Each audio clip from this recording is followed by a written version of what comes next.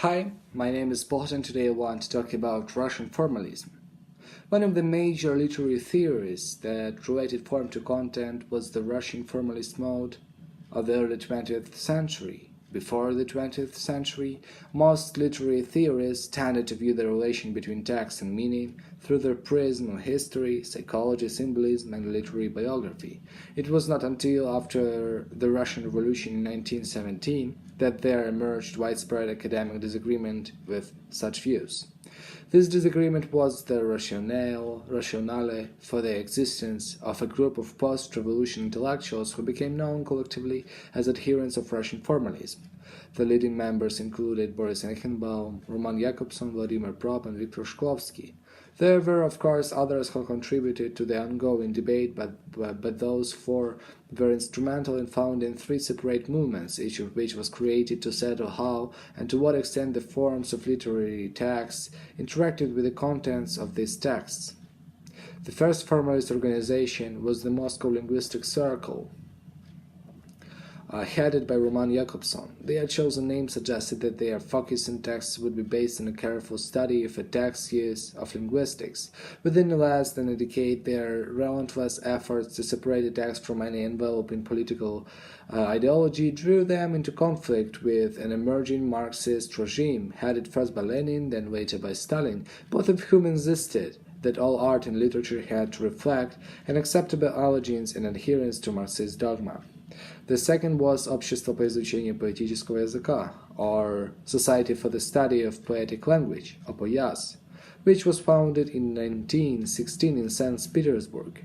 Closely associated with the futurists of Italy, OPOYAS members included Viktor Shklovsky and Osip Brick.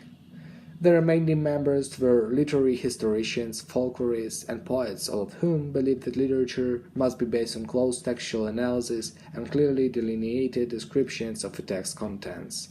Members were distressed over what they saw as too close link between text and author and between text and cultural background. Therefore, they sought whenever possible to sever such links.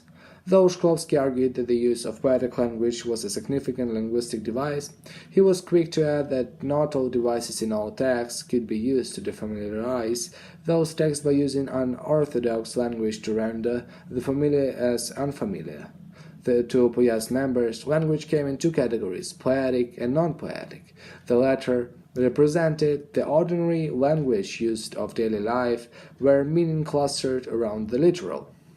The former forced language to assume values and resonances not normally associated with in its non-poetic state. It was these values and resonances which comprised the defamiliarization that caused readers to see and to appreciate how old scenes of worn-out, non-dramatic, non-urgency could unexpectedly morph into new scenes of throbbing vitality.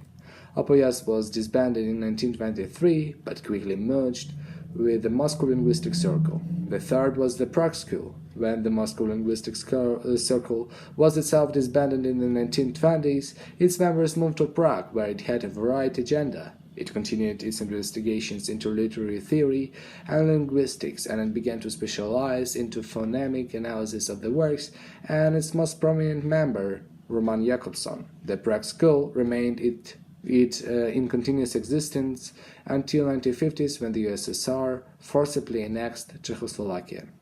All three aforementioned schools were in general agreement that then prevailing accepted theories concerning the need to relate the meaning of literature to extra literary elements like authorial biographical facts or the historical milieu had to be discarded. Such an emphasis on the linking text to author or text to society became the trademark of what was soon to be called Russian formalism, all whose adherents argued that all extra literary elements were of no value in ascertaining meaning. This led to the revolutionary concept that only form could affect meaning. Meaning, in the pre-Russian formalist state, meant that when a reader read a text, the reader would combine analysis of tropes like metaphor, simile, and personification with extra literary elements like authorial intent and historical facts enveloping the text. The resulting amalgam was then the meaning of the text. Adherents of Russian formalism insisted that it was the form of a text that shaped the content of a text. Thus, the how of a text's physical structure forced readers to interpret the text in predictable ways. The emphasis on form was based on viewing a text as a constantly evolving and dynamic process. Viktor Shkovsky's theory on how a text evolved became known as defamiliarization. Formalists like Shkovsky and Jakobson held that texts lacked precise aesthetic values, which in turn required equally precise techniques to supply those values. Jakobson had a word to indicate that the proper object of study, as far as theory was concerned, was not literature per se, but rather that he called literaturnost, which translates into English as literariness. This literariness was what made a work of literature into literature. The rationale for its existence was to eschew the vagaries of previous theories like symbolism in favor of a more scientific empirical description of language. When various formal devices interacted both with themselves and the text, the result was that the text itself became a dynamic function of those devices, such that what might have previously been seen as dull, dry, and cliched, now with the help of these devices would emerge as stranenia, which in English means making strange. After 1924, Russian formalism had advanced to the point where it could publicly declare that the totality of literature must not be linked with anything not literary, such as history or ideology, but rather this totality must now seen as a function of interlocking and correlated traits. Whether any one device functions as its author intended hinges on the latency of all the other devices residing in the linguistic system that is the text. Just as human beings function in a hierarchy with dominancy at the apex and subordination at the plinth, so do devices work likewise. Whatever the dominant device may be, it sets the interpretive tone for all other subordinate devices, with their totality at work in tandem to produce a self-contained system that passes through evolutionary phases such that each phase stands in clear demarcation from the others, thereby making it possible for theories to compare one to the other. This comparative process is far more likely to be diachronic in nature, often encompassing many decades. One can infer from this dynamic process of change and a concomitant awareness of change that the form and hence the content cannot remain constant long enough to become a fact. Thus, there is an ongoing need to see and to sublimate this changing via defamiliarization to maintain the illusion of novelty. If the philosophical vision of human beings change over time, it follows that the background milieu of those human beings must change as well, thus implying that within that milieu there is a continuing struggle for dominance that reflects the view that at the base of this conflict, the devices within the system lies a concomitant need to engage literature in a dynamic manner that matches the dynamism of society itself. Russian formalists focus on how literary devices related form to content and how much devices impacted on text. A typical question that a Russian formalist might ask would be, how does this text disrupt a reader's expectation? And this is when defamiliarization comes into play. Later formalists no longer sought to determine whether any changes in the system were at hand. Rather, the key to relating literature to meaning lay more in looking outward at a dynamic society than in looking inward at the hoped-for looming of an appearance of meaning. One aspect of the familiarization is that it calls attention to the very artifice of its own devices, thus making a determined display of a text techniques. Members of the Moscow linguistic circle and Opoyas both gathered that agreed that Russian formalism relates more to poetry than to any other literary genre. Both schools emphasize that literature is in essence merely an irrevocable function of how language must work.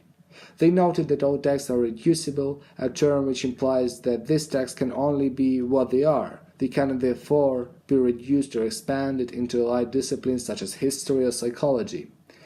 Members of these schools mandated that prior to any attempt to explicate a text, one must first delink the text from any and all mention of extra literary references.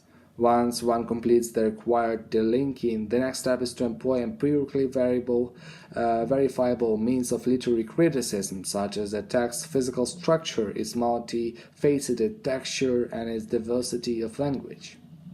Russian formalist distinguishes between sujet or plot and fibula or story. Story is a chronological sequencing of events, while plot can be expressed non-chronologically via repetition, parallelism, and deferral.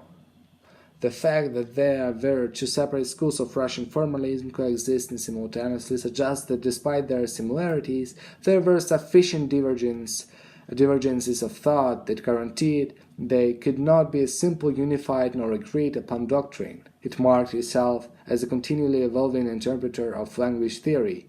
What united even the most diverse of the most members was a set of shared basic assumptions that each member may have thought of in divergent ways. A typical meeting of one school or the other often involved discussing, critiquing, assimilating, and discarding a myriad of concepts and hypotheses. There never was a finished and polished totalitarianist theory. Rather, at the end of an open continuous meeting, members had engaged in a lively, self-conscious act of theorizing, most of which dealt with studies of specific authors and or trends. And since there is always an ongoing evolution of human culture, which in turn produces a renewal of literature, it follows that any literary system must eternally renew itself. Because the underlying premise of Russian formalism was to establish an empirically objective method to link texts to devices, it followed that this could happen only if there were carefully delineated means to ascertain the nature of these changes. These means make it sound as if the entire process of analysis would go off flawlessly, alas, this flawlessness rarely, if ever, occurred. The far more common result was a touch-and-go procedure that did not pass the first level of inquiry, yet even failures had their use in that one failure could open the door to a potential non-failure. And even when a theory became accepted within the Russian formalist community, this acceptance was not etched in stone, it was provisional, always hinging on whether another disqualifying theory would appear to displace it. Its members could not agree as to the basic definition of the priom or device, not how a device might be used, but they did agree that devices were needed as specific properties to study and to analyze texts. Russian formalism has elements in common with American new criticism in that both focus on the words on the page and draw attention to those words. However, American new critics see all text as autotelic and do not need any reference external to the text to assign meaning. Further, American new critics use linguistic structures like paradox, imaginary, and metaphor to arrive at what is seized as the text's organic unity. Russian formalism, by contrast, was less practical but more abstract and theoretical. Further, it clearly demarcated content from form by insisting that form was not an empty vessel into which one poured content. Because of form structures of rhetoric, which influenced how a reader interpreted content, form was content. Thus, to comprehend the meaning of content, one had first to analyze the many types of form. Meaning then is fixed by the way the form gives dramatic contour to the text. Thank you very much for your attention, subscribe, and see you in the next video.